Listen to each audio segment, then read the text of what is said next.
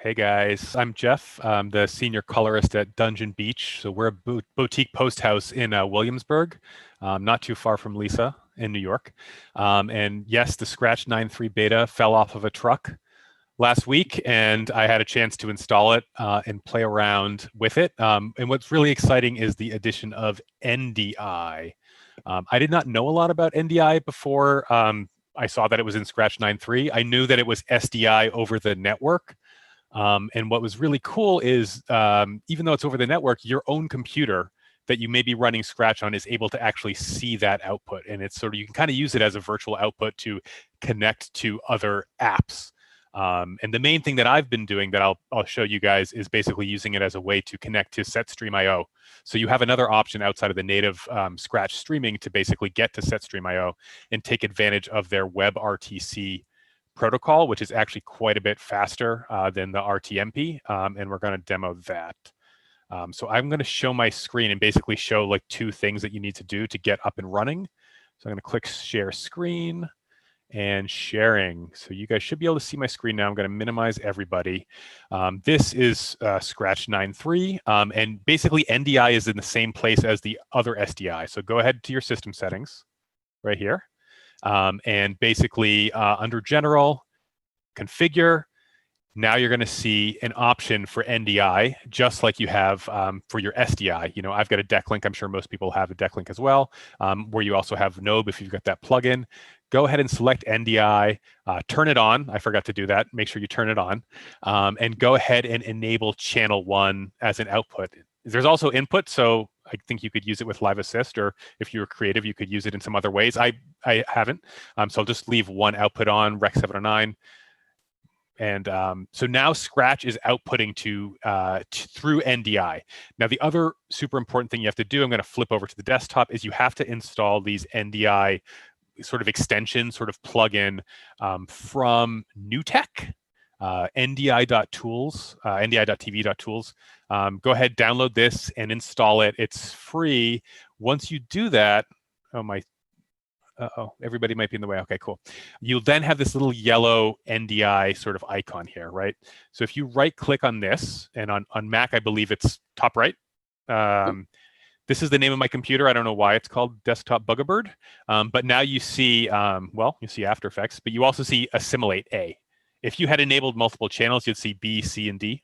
But once you hit A, basically you're saying, hey, like, please read this signal that's detected coming out of Scratch. And I also have a laptop here. Actually, let me show you my setup. I took a picture of it. I thought this would be helpful. This is sort of where I'm sitting now, so you can see my full setup. This is my workstation. This is where I'm running Scratch off of. My computer is in a cabinet down here. My computer through SDI is connected to a Flanders. I'm sure you guys all have the same setup. Then I have just this auxiliary laptop, which in this case I use to watch the stream, right? So I just sort of invite myself on SetStream so I can see what the client's seeing, because you always want that confidence check of they're seeing the same shot that you're seeing, and you want to check on the health of the stream, et cetera. But, you know, obviously, you know, it's just connected over Wi-Fi. Nothing's going into it. There's no hardware going into it. But you are also able to see the Scratch output on this computer in the system tray through the same way, because they're on the same network. So once you have gone ahead and turned on NDI, let me just go into this webinar test project. You guys are going to see lots of like pretty familiar looking clips, which has a purpose because you'll be able to kind of judge the quality. Now you can go ahead and, for example, let me just try to do this in... Let me try and do this in Zoom. I can actually go ahead and switch my webcam if I can get my meeting controls back. I cannot get my meeting controls back. Why can I not get my meeting controls back? I think I need to maximize this. Maximize. You might have to stop sharing in between. Maybe stop sharing. Yes. Okay. All right. Now I'm going to go ahead and switch my video to NewTek NDI video. Let's see what we have here. Ah, there we go. What do we have here? We have a cowboy, and we have I believe, a bison, and we have a model. So basically, just to reiterate, Scratch is sending out this NDI stream, which is basically like SDI, just without cables.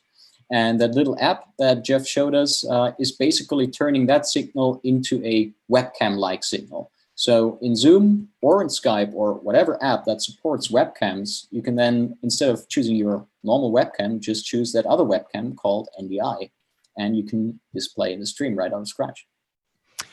It's very cool. So, you know, for a color session, I probably wouldn't do this, but a lot of agency calls I get, you know, where you're sort of going over a commercial. Maybe the agency showed it to the client. They wanted, you know, there was a Coke bottle. They want it to be redder or whatever. This can just be helpful to check in because agencies are super comfortable with Zoom meetings. You know, it's a little harder to get them to set it to get into SetStream. So I think for quick communication, something like this is like pretty invaluable. Or if you're just checking a conform, or if you're doing sort of rough VFX, again, not the best quality, but it's just super amazing to be able to do this. And of course, you know, you can go ahead and I could create a power window, for example. I need to get that new shortcut going. So for example, you know, you could go ahead and have a circular power window and you can put softness on it and you're going to be able to see that in the stream. So this is incredibly cool. This is not the main way that I have been using this. I'm going to go ahead and switch my video back to my face. Instead, what I've been doing is SetStream.io. So I'm going to show you guys how to do that. Let me go ahead and turn sharing back on. Let me share my screen. Right. Okay, yep, let's share it. All right, so you're seeing my screen again, yes? Yes. All right, so let's go ahead and go into SetStream. Now I already have a stream set up. And so I'm just gonna go ahead and configure it. This is the thing where when I saw this, I was like, oh my God, you know, you can just pick NDI video here in SetStream. And you don't have to go through OBS, right? Which is something I had been experimenting with in the past. You can just go straight into Chrome. And basically, again, thanks to that plugin, thanks to Scratch outputting, you're able to pick this as if it were a webcam. I have been chatting with Thatcher Kelly of SetStream, who was on a previous webinar, and he was basically going ahead and recommending this VP9 for a little bit better quality, a little bit more responsiveness. He said it's more similar to like H.265, except one huge caveat is you're not going to be able to see this on iOS devices. So if you're working with the director or agency, make sure you tell them to get on a real computer and also Chrome. Download Chrome, don't use Safari. Apparently Safari's got a levels bug. They're going to see, you know, lightened levels. It's going to be a disaster. So go ahead and get this set up. You go ahead and hit start, and that's pretty quick. I mean, immediately we went ahead and saw this. And so my tangent is active right now. So this, what we're seeing is it's relayed to SetStream and it's coming back off the internet. So you can just already see that the responsiveness is there. I'm adding some red to the power window, taking advantage of the fact that the tangent is active even when I'm not in Scratch. And maybe we could go ahead and maybe Matze, you could pretend to be my client and join. Yes, absolutely. My SetStream. Give me 1 sec. Here we go. Can you see my screen?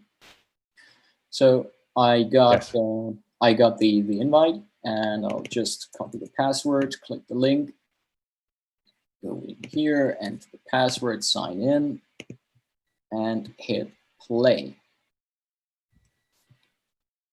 And there we go. So I can see the stream from Jeff right now. So I'm going to go ahead and switch shots. So now we're going to be looking at a cowboy, and that's pretty fast. I mean, that's faster than the RTMP, just in terms of responsiveness. You know, hit play. You see playing. Going to back up to the different shot. We're going to see the cowboy again. I guess we'll do an unscientific test. I'm going to bring my mic really close to my panel so you can hear the next frame button, and you can see that it is, you know, responding very fast. That's a great idea. Let's do that. Chickens. Cow. Chickens. I'm going to go ahead and add a bunch of contrast. I'm going to make this shot, well, that one is black and white. I'm going to go ahead and make this one black and white. Black and white now. This is pretty amazing. It's really, really fast. And the quality is quite nice. And so again, it's, you know, a SetStream always sends WebRTC to the client, but you don't necessarily always feed it with WebRTC unless you go straight into Chrome, right? And so having the NDI is a way to link up Scratch with Chrome directly and get that fast uplink connection. So you can kind of get this like sub-second latency. And I actually had a session this morning, which was pretty cool. And we did this, and we were doing, we were like judging neat video. We were doing conform stuff. Someone saw something funky in a fade, because it had the grade on it for the black. All that stuff we were doing, and it was super fast. So this for me is definitely my go-to. I'm going to steal the screen back from you. Yes, go ahead. Just so you can see. And one reason I kind of already showed it, but one reason I kind of like this is because you can go ahead and show your overlays, right? So if I go into the canvas, make a new circle, right? I'm going to go ahead and add some softness to this. The client can, and I'll just make it yellow, right? The client, let me show you set stream. The client is able to see your shape. So that was something that you actually couldn't do before in Scratch streaming directly. And I used to just sort of vamp in these moments. I would be like, I'm drawing a shape. You can't see it, but it's in the top right. It's a gradient. And so this is a good way to like show your client that their dollars are at work. And then the other thing that's really cool is it just gives a little bit of extra sense of security for color management, right? Like if you're grading ASIS and you have an ODT, a Rec 709 ODT, you have confidence that what you're seeing in the Flanders monitor, which let me just show that right now, right? If you see what you see in the Flanders is going to be the same thing that the client sees. So you just have that extra level of confidence. Oh, we didn't see that. I didn't pin your video fast enough. Oh. You have to flip it around again. Okay, sure, no problem. I was just going to say that you see this color management is identical to what you're seeing, what the client's seeing. And this is my confidence monitor, my laptop that's checking out the stream as well. So and split screening as well too. If you're, split screening two images, like if I go into dual mode here, you have that little extra bit of confidence that whatever you see in Scratch is definitely what the client's going to be seeing as well. So that is super nice. The last thing about that, which is cool, is you can kind of you can take advantage of the fact that you can put LUTs on different outputs, right? So if you go to settings, you will see the NDI just like any other output here, and it can have its own display LUT. I've already loaded, actually from Steve, this is from Light Illusion, this is the Scratch Alexa LUT. If I turn it on, nothing changed, but we expect that, right? Because we're looking at these log C chickens, but what does the client see? Let's have a look. They see Rec 709 chickens, right? So I'm going to turn that off. Log chickens. So it's just a LUT that's on the stream, which is an incredibly cool thing to do. This doesn't have a real application like this, but I know one thing people have been doing. We haven't been doing it yet at our post house, but we want to get into doing it. Is they've basically been sending out calibrated iPads for remote review, right? But we all know that you can't really calibrate an iPad that's locked down by Apple. What you can do is profile it, right? Maybe you could even profile it using the new 9.3 Light Illusion plugin. You can profile the iPad that you're going to give to the client in a Pelican case, and you can find out the offset, right, from Rec 709. And then you can generate a calibration LUT that's going to put it to perfect Rec 709. And then in Scratch, you, the operator, you could add that as a display LUT only to the NDI feed. So that would be basically adjusting for the iPad's, whatever wrongness it is, which probably isn't that much to begin with. And you could be able to tell the client this is like a fully color managed workflow. Right. And it doesn't get burned in too. When you go to export your movie, it's not like you got to disable it from the timeline node or something like that. And you also don't have to buy a LUT box to send this out to the stream to have some other device. You can just kind of take care of it all in Scratch.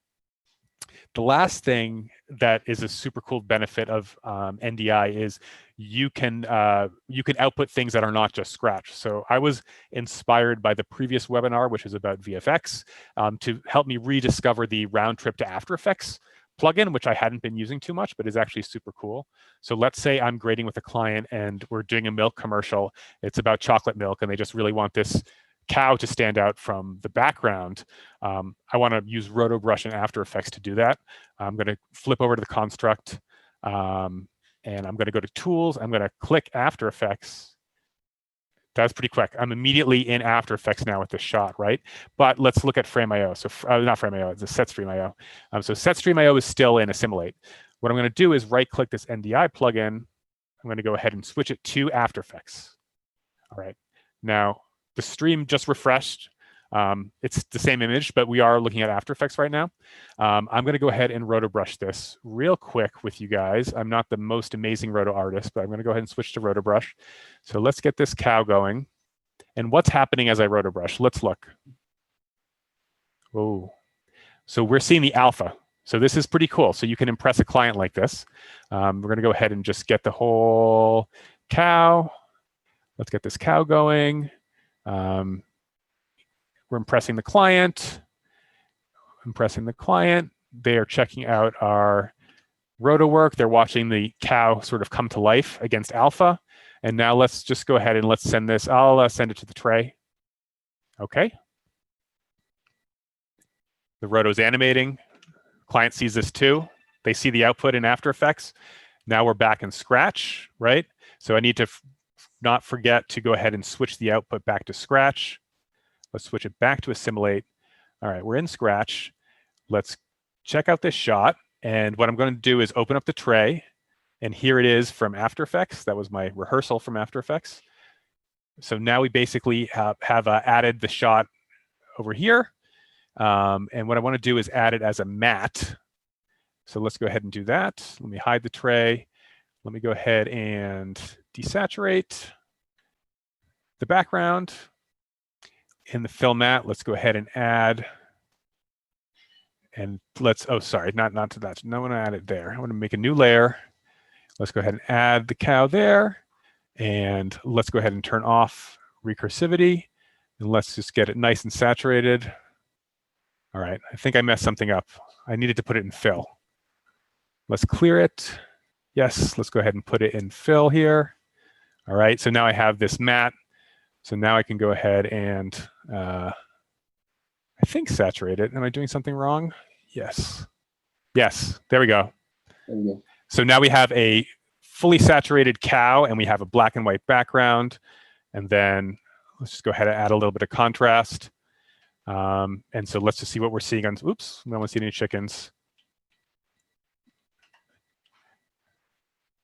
So this is what the client's seeing. So we had a round trip to After Effects, we did VFX, we did roto, and we took the client with us. So that's the main advantage to doing it with NDI versus, you know, if we were using Scratch's internal streaming, which is awesome, we would kind of be sort of still in Scratch.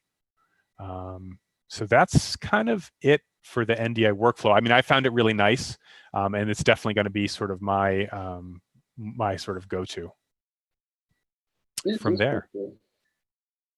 I guess, are there any kind of questions about the workflow? There is one question.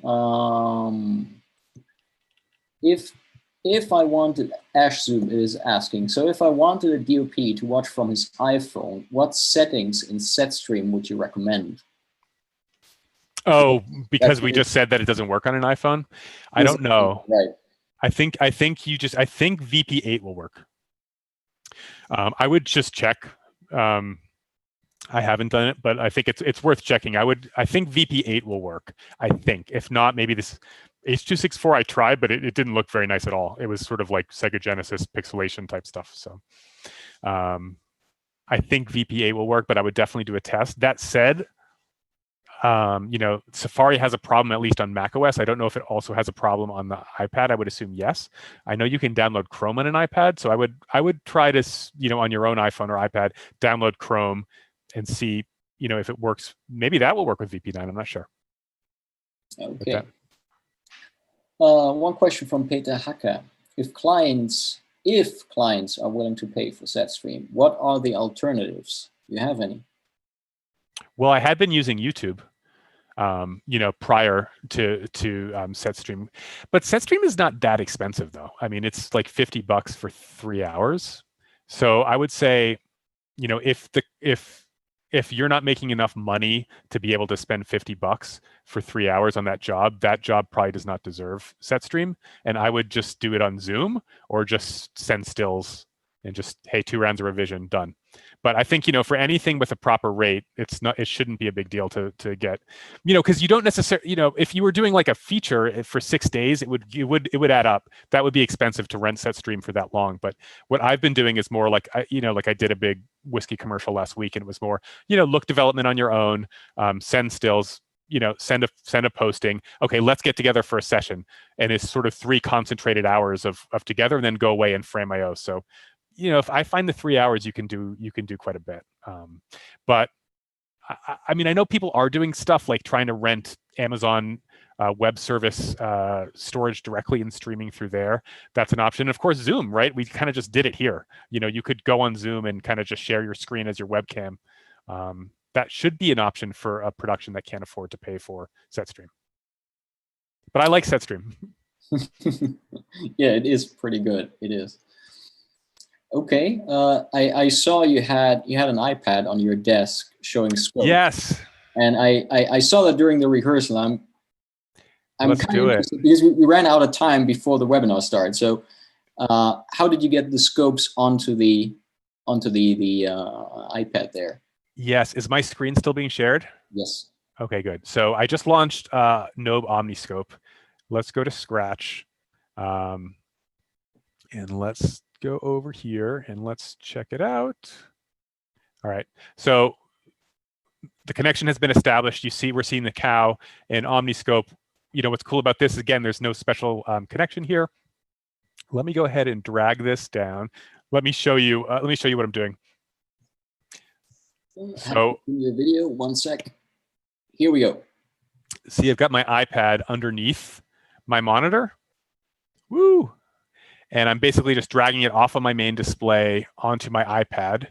Now my iPad is connected. This is all mirrored. That's what's making this crazy. Okay. My iPad is connected just with USB-C, just with this crappy Apple Lightning, whatever. And it's using Duet Display, the app, which basically allows an iPad to act as an external GUI when connected through USB. And so what's cool about this setup is you can use an iPad that you have laying around to be your scopes monitor. And because an iPad doesn't have Thunderbolt, it's not like you're going to plug in a Blackmagic Ultra Studio recorder and send the signal that way. Instead, you're going to take advantage of the native Scratch plugin to OmniScope.